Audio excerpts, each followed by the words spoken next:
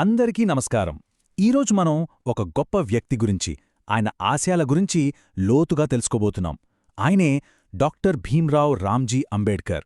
మనందరికీ ఆయన భారత రాజ్యాంగ నిర్మాతగా తెలుసు. కాని ఆయన కథలో మనకు తెలియని ఎన్నో కోణాలున్నాయి. వినడానికి చాలా ఆశ్చర్యంగా ఉంది కదూ. 1953లో అంబేడ్కర్ గారు ఈ మాటలన్నది దేని గురించో తెలుసా? తను ఎంతో కష్టపడి రాసిన భారత రాజ్యాంగం గురించే. అసలు ఒక సృష్టికర్త తన సృష్టినే నాశనం చేస్తానని ఎందుకంటారు? ఈ మాటల వెనుక ఎంత ఆవేదన దాగి ఉందో. ఈరోజు మన విశ్లేషణలో సరిగ్గా ఇదే ప్రశ్నకు సమాధానం వెతుకుదాం. ఆయన జీవితాన్ని, ఆయన చేసిన పోరాటాలను, ఆయన నమ్మిన సిద్ధాంతాలను అర్థం చేసుకుంటేనే ఆయన మాటల వెనుక ఉన్న అసలు కారణం మనకు తెలుస్తుంది. అంబేడ్కర్ సాధించిన విజయాలు ఎంత గొప్పవో అర్థం కావాలంటే ముందు ఆయన బాల్యంలో ఎదుర్కొన్న అవమానాలు, వివక్ష గురించి మనం తెలుసుకోవాలి. ఆయన ప్రయాణం అక్కడ నుండే మొదలైంది. ఆ రోజుల్లో సమాజాన్ని పట్టిపీడిస్తున్న ఒక భయంకరమైన వ్యవస్థ అంటరానితనం. అంబేడ్కర్ గారు మహర్ కులంలో పుట్టారు. ఆ కులాన్ని దళితులుగా, అంటే అంటరానివారిగా చూసేవారు. దీని అర్థమేంటంటే వారికి కనీస మానవ హక్కులు కూడా ఉండేవి కావు. ఈ ఒక్క వాక్యం ఆయన బాల్యంలో అనుభవించిన వేదనకు నిదర్శనం. ఒక్కసారి ఊహించుకోండి. స్కూల్లో దాహం వేస్తుంది, కాని అక్కడున్న కుళాయిని తాకి నీళ్లు తాగే హక్కు లేదు.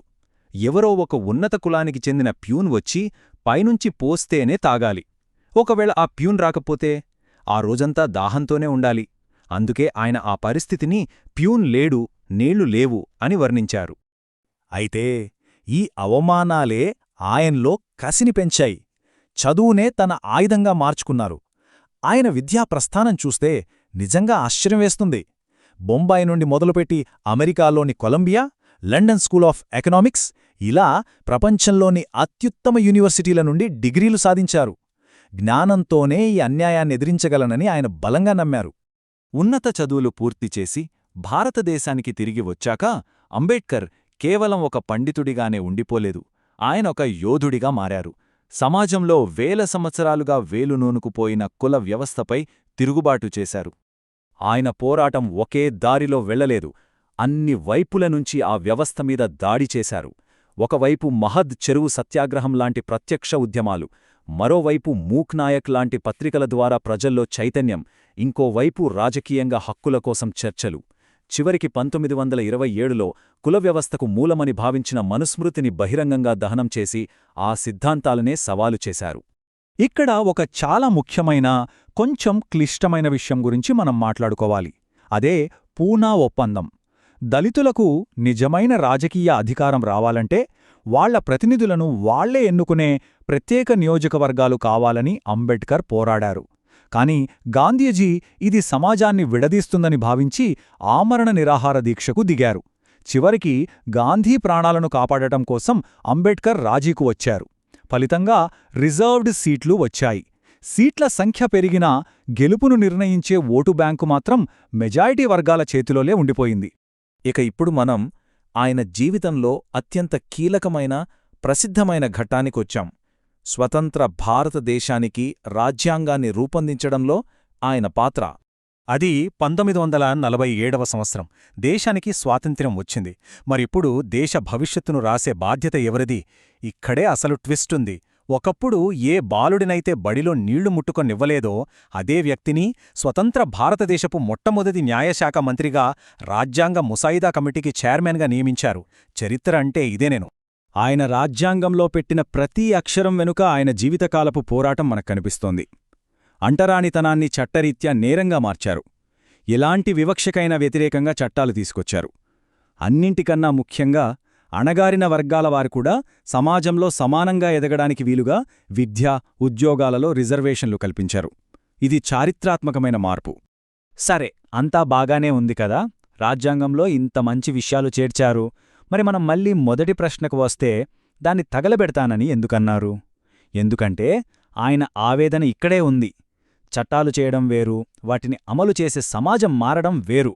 కాగితంపై సమానత్వమిచ్చినా ప్రజల మనసుల్లో మార్పు రాకపోతే ఆ రాజ్యాంగమొక విఫలమైన పత్రంగానే మిగిలిపోతుందని ఆయన భయపడ్డారు. తన జీవితంలో చివరి అంకంలో ఆయన ఒక చాలా పెద్ద చారిత్రాత్మకమైన నిర్ణయం తీసుకున్నారు. ఆయన మరణం తర్వాత కూడా ఆయన ప్రభావం ఎలా పెరుగుతూ వచ్చిందో ఇప్పుడు చూద్దాం. కుల వ్యవస్థ హిందూ మతం నుండి విడదీయలేనిది అనే ఆయన గట్టిగా నమ్మారు. అందుకే ఆ మతంలో ఉండి సమానత్వం కోసం పోరాడటం అసాధ్యమని భావించారు. 1935లోనే ఆయన ఈ సంచలన ప్రకటన చేశారు.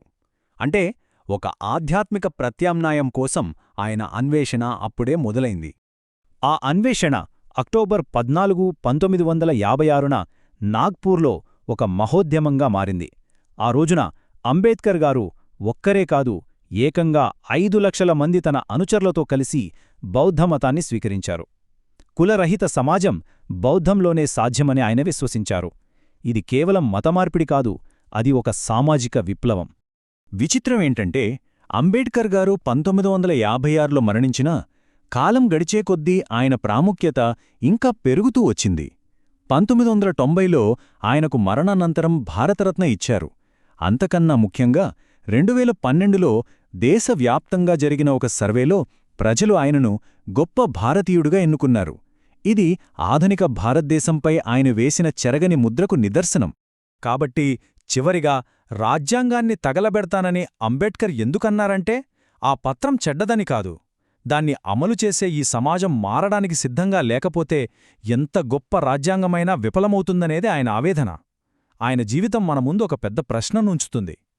చట్టానికి, సమాజ వాస్తవికతకు మధ్య ఉన్న దూరాన్ని మనం ఎలా తగ్గించగలం? ఈ ప్రశ్న గురించి ఆలోచిస్తూ ఈ విశ్లేషణను ముగిద్దాం.